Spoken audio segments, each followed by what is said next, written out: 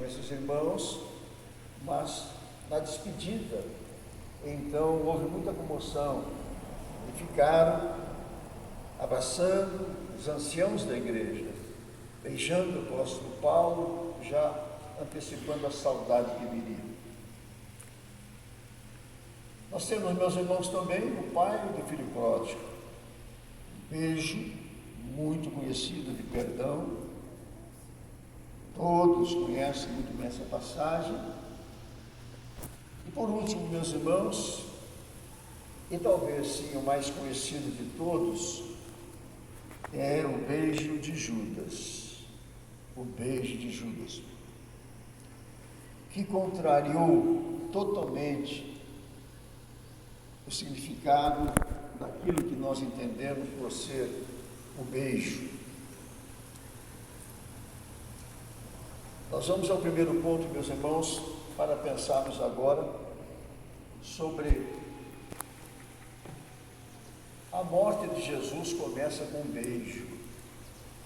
A morte de Jesus começa com um beijo, ou seja, a partir de um beijo. E nós temos, meus irmãos, a prisão de Jesus, o seu julgamento e a sua crucificação. Isto na ordem, na sequência. O beijo deu início à prisão, porque imediatamente prenderam ao Senhor Jesus. Depois veio aquele longo julgamento, sendo arrastado de um lugar para outro. E por fim a sua crucificação e a sua morte também. Tudo começou a partir de um beijo de um dos seus discípulos, chamado por Jesus de amigo. E a pergunta que eu desejo fazer, meus irmãos, aqui nesse primeiro ponto para você é, que você põe a memória para funcionar aí. Você já foi traído alguma vez? Você já foi traído? Você já foi traída alguma vez? Já foi traído por alguém do seu relacionamento próximo? Inclusive pode ser até mesmo um familiar, um parente, um grande amigo, uma grande amiga. Você já foi traído por uma pessoa que você amava, amou, ainda ama? Você já sentiu um beijo gelado da traição no seu rosto? Vindo junto com o beijo, o abandono, deixando você sozinho em situação difícil? Se isso aconteceu com você, você deve entender muito bem o quanto Jesus sofreu com aquele beijo. Segundo ponto, meus irmãos, para a nossa reflexão, é Judas. Seu discípulo podia traí-lo com violência, mas usou o beijo enganador. Às vezes a gente fica pensando, quantos beijos enganadores a gente recebe por aí afora, nesse mundo social, não é verdade? E há pessoas que não têm nenhum sentimento por você, mas beijam. Isso faz parte, meus irmãos, do ser humano. Não somente da sociedade de hoje, mas sempre, sempre, sempre.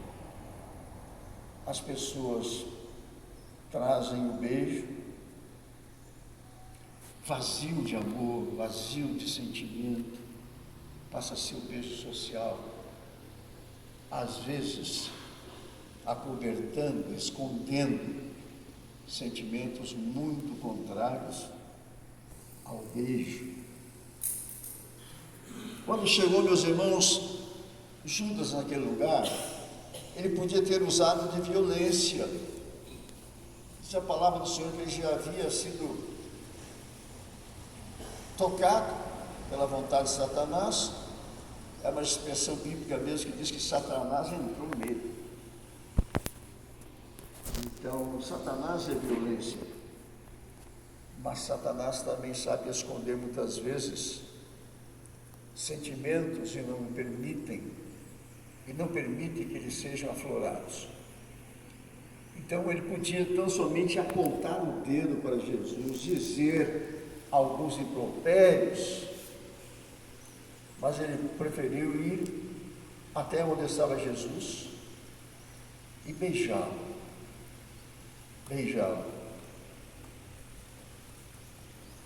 Meus irmãos, é muito importante a gente pensar nisso.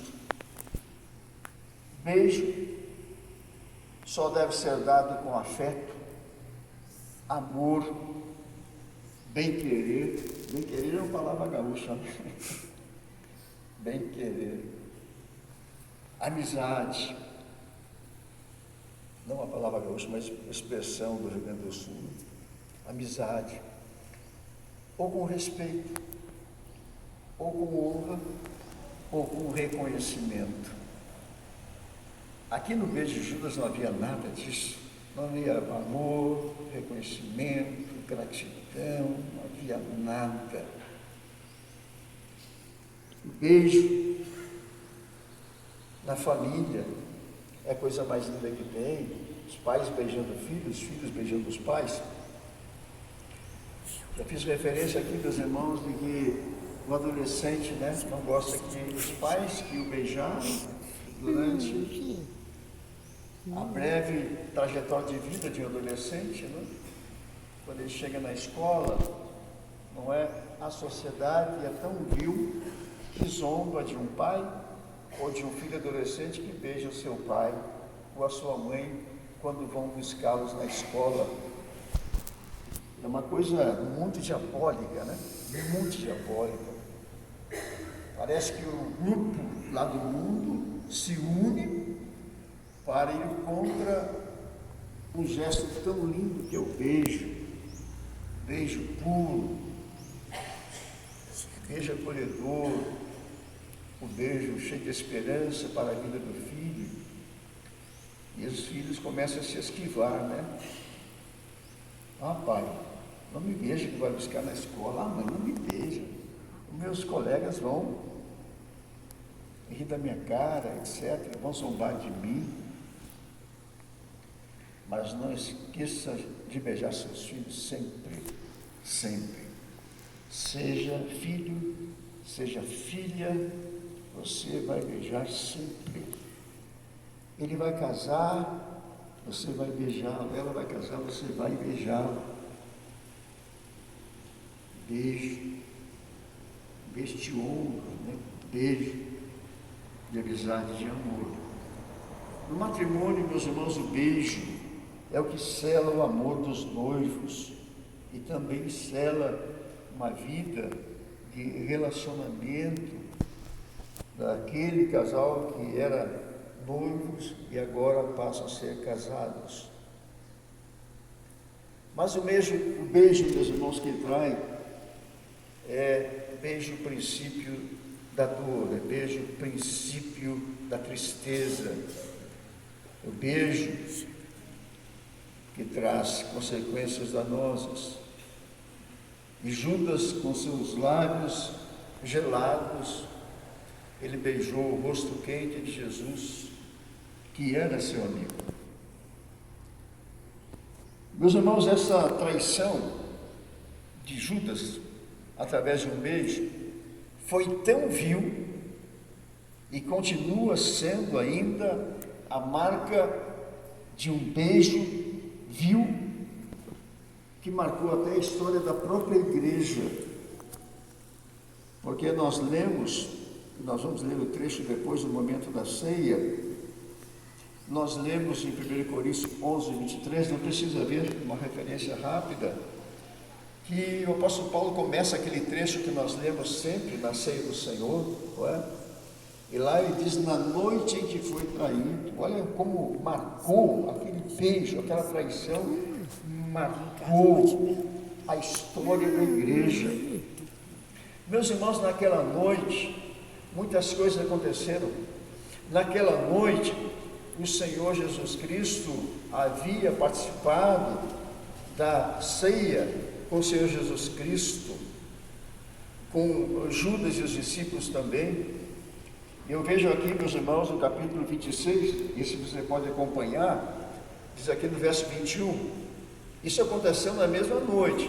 Enquanto comiam, declarou Jesus: em verdade vos digo que dentre vós um me trairá. E eles, muitíssimo contristados,